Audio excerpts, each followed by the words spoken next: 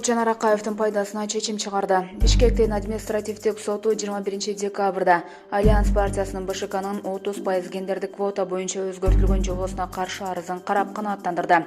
Бул тууралуу аталган партиядан билдиришти.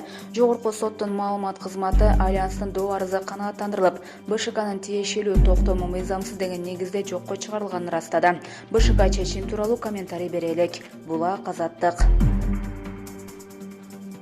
Бактыбек Калмаматов УКМКга суракка чакырылганын билдирди.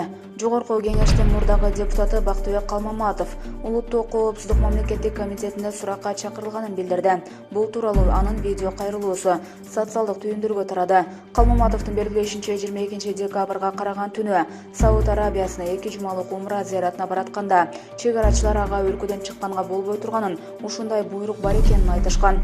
Кийин ага атайын кызматтын 2 өкүлү келип, күбө катары суракка чакырылганы тууралуу кагаз беришкен. Муну өзүнүн конституциялык укугун бузуу деп баалаган Калмаматовдун кайсы иш боюнча суракка чакырылганы расмий айтыла элек.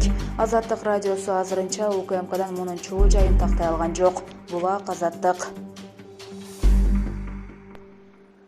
Атамбаевдин камагын 2 иш боюнча кыскартты. Кандай учурда бошотулушу мүмкүн? Мурдагы президент Алмазбек Атамбаевдин 2 иш боюнча камакка алуу бөгөт чарасы жокко чыгарылды. Бул тууралуу 1-май райондук сотунун маалымат кызматы кабарлады.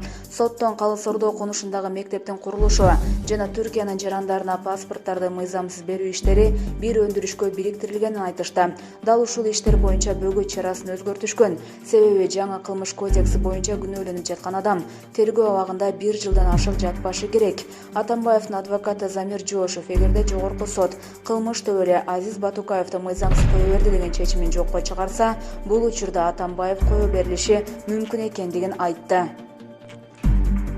Юрист жогорку сот 12 октябрда башкы прокуратуранын өтүнүчү менен Атамбаевге бул иш боюнча чыккан өкүмдү кайра жандандыргандыгын эске салды.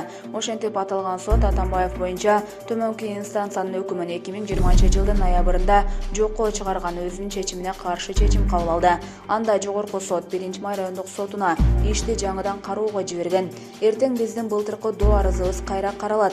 Эгерде жогорку соттун коллегиясы жактоочунун тарабында турса, анда өкүм жокко чыгышы мүмкүн. Андай болсо Атамбаев кайрадан күнөөлөнүп, бирок соттолбойт.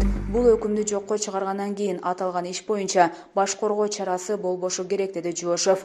Ал Койташ кылмыштуу кирешени адалдоого, коррупция сыяктуу башка эпизоддор боюнча бөгөт чарасы кабыл алынбагандыгын айтты. Атамбаев Батукаевдин иши боюнча 11 жыл 2 айга эркинен ажыратылган. Булак Спутник KG.